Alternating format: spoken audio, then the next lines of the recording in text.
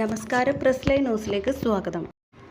തിയേറ്ററുകളിലും വമ്പൻ തരംഗം തീർത്ത് പൃഥ്വിരാജ് ബ്ലസ്സി ടീമിന്റെ ആടുജീവിതം. ഫാൻ ഷോകൾ ഇല്ലാതിരുന്നിട്ടും ആദ്യ ദിനം ചിത്രം കേരളത്തിൽ നിന്നും വാരിയത് 4.8 കോടി രൂപയാണ്. സിനിമയുടെ ആഗോള കളക്ഷൻ 15 കോടി പിന്നിട്ടേക്കുമെന്നാണ് റിപ്പോർട്ടുകൾ വരുന്നത്. ഇന്ത്യയിൽ നിന്നും 7 കോടി രൂപ ആകെ കളക്ഷനായി ലഭിച്ചെന്നും ട്രേഡ് അനലിസ്റ്റുകൾ വ്യക്തമാക്കുന്നു. മലയാള സിനിമയുടെ ചരിത്രത്തിലാദ്യമായി കർണാടകയിൽ നിന്നും ആദ്യ ദിനം 1 കോടി രൂപ ഗ്രോസ് കളക്ഷൻ നേടുന്ന സിനിമയായും ആടുജീവിതം മാറി. തമിഴ്നാട്ടിലും മികച്ച പ്രതികരണമാണ് സിനിമയ്ക്ക് ലഭിച്ചുകൊണ്ടിരിക്കുന്നത്. മലയാളത്തിൻ്റെ മാസ്റ്റർ പീസ് സിനിമകളിലൊന്ന് എന്നാണ് ചിത്രത്തെ പ്രേക്ഷകർ വിശേഷിപ്പിക്കുന്നത്.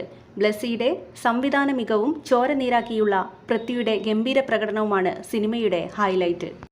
AR റഹ്മാന്റെ സംഗീതവും സുനിൽ KSന്റെ ഛായാഗ്രഹണവും റസൂൽ പൂക്കുട്ടിയുടെ ശബ്ദമികവുമെല്ലാം സിനിമയുടെ മുതൽക്കൂട്ടാണ്. ഹക്കീമായി എത്തുന്ന ഗോകുലാണ് ഞെട്ടിക്കുന്ന മറ്റൊരു പ്രകടനം കാഴ്ചവെച്ചത്. പൃഥ്വിരാജിന്റെ കഥാപാത്രമായ നജീബിന്റെ മരുഭൂമിയിലെ ദുരിത ജീവിതം വെളിവാക്കുന്ന ചിത്രത്തിന്റെ റിലീസ് ലോകമെമ്പാടുമുള്ള സിനിമാ പ്രേമികൾ ഏറെ ആകാംക്ഷയോടെയാണ് കാത്തിരുന്നത്.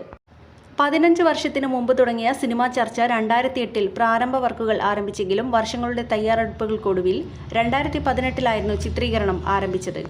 ഏറ്റവും അധികം നാളുകൾ നീണ്ടുപോയ ചിത്രത്തിന്റെ ഷൂട്ടിംഗ് കഴിഞ്ഞ വർഷം ജൂലൈ 14 പൂർത്തിയായത്. ജോർദാനിലായിരുന്നു ചിത്രത്തിന്റെ മുഖ്യ പങ്കും ഷൂട്ട് ചെയ്തത്. പൃഥ്വിരാജിന്റെ കരിയറിലെ തന്നെ ഏറ്റവും വലിയ സിനിമയാണ് ആടുജീവിതം. ബെന്യാമിന്റെ തന്നെ വാക്കുകൾ കടമെടുത്താൽ, നജീബെ തീക്കാറ്റും വെയിൽനാളവും നിന്നെ കടന്നുപോകും, നീ അവയ്ക്ക് മുന്നിൽ കീഴടങ്ങരുത്, തളരുകയുമരുത്.